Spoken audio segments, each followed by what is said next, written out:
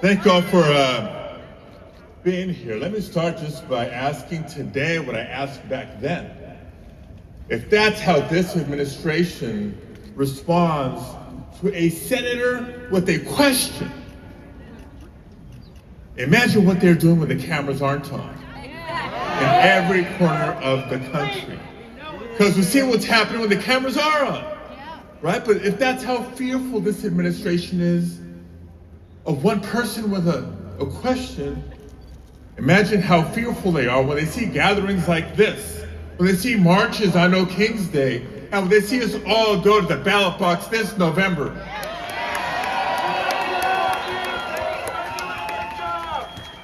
Absolutely right, absolutely right. So I too want to say what Chris Murphy said, everything he said.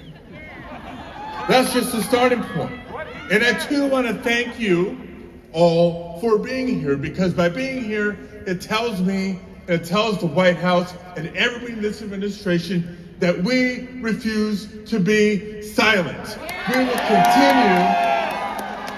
will continue to stand up. We will continue to speak out. We will continue to speak the truth because we see the truth with our own eyes. We're not going to fall for their lies, their distortions, their attempts to rewrite history.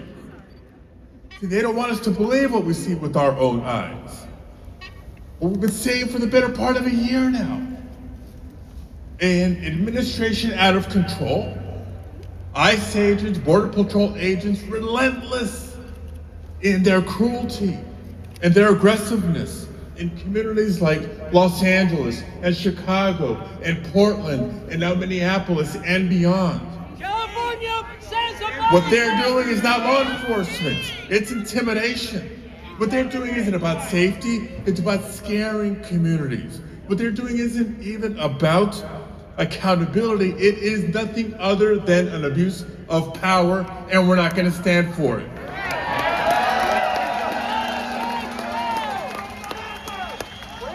I'm offended, I'm outraged by what we're seeing ICE and CBP in schools, in churches, in hospitals, creating fear and terror in our community.